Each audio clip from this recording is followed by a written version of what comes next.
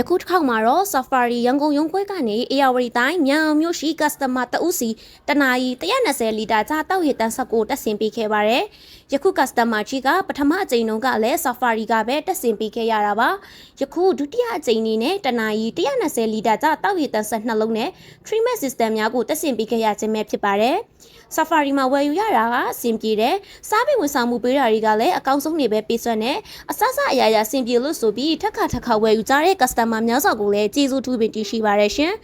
တောက်ရည်လောရရှိခြင်းနဲ့ရရှိထားတဲ့တောက်ရည်တန်တွေကိုလည်းတိုးလောင်သိမ်းစစ်ထားခြင်းနဲ့ဘဲကဘလို့စလို့ရမယ်မသိဘူးဆိုရဲလူကြီးမင်းများအတွက် Safari ကကူညီပေးဖို့အစဉ်သင့်ရှိနေပါတယ်။ယခုတက်ဆင်ပေးခဲ့တဲ့ရေတန်းဆက်ကတော့တနာရီ120လီတာကျလူဦးရေ800ဝန်းကျင်ထိတောက်သုံးရရှိနိုင်တဲ့အများသုံးတောက်ရည်တန်နှလုံးကိုတက်ဆင်ပေးခဲ့ခြင်းပဲဖြစ်ပါတယ်။ဒါကြောင့်မို့လို့လူဦးရေ1500ဝန်းကျင်လောက်ထိကိုလုံးတောက်သုံးရရှိနိုင်ပါတယ်ရှင်။ယခုတက်ဆင်ပေးခဲ့တဲ့စက်တစုံစာမှာတနာရီ120လီတာကျတောက်ရည်တန်ဆက်နှလုံး pressure ပန်းထုံးစစ်အိုအနေစစ်အိုပိုးတက်မိကြောင်း1000လီတာစတီးတိုင်ကြီးစာကြံစားပုံထုံတိုင်းစီရေးပိုက်ဆက်ပစ္စည်းနဲ့အရောက်သက်စင်ကအပါဝင်စုပေါင်း112သိန်း5000ကျပ်ကျတင်ခဲ့ပါတယ်ရှင်။တနေရနဲ့တနေရမြေချီနေရေးချီနေများမတူညီနိုင်တာကြောင့်တက်စင်ပုံချင်းများကလည်းမတူညီနိုင်ပါဘူးရှင်။ဒါကြောင့်မို့လို့ကုန်ကျငွေများကလည်းမတူညီနိုင်ပါဘူး။ရန်ကုန်ရုံးခွဲကြီးဟာဆိုရင်လည်းအများသုံးရေတန်းဆက်တွေကိုတစ်လုံးပြီးတစ်လုံးပို့ဆောင်တက်စင်ပေးနေရတဲ့ရုံးခွဲကြီးတစ်ခုဖြစ်ပါတယ်။ Safari ရန်ကုန်ရုံးခွဲကြီးမှာလည်းအိမ်သုံးရေတန်းဆက်ကစပြီးတော့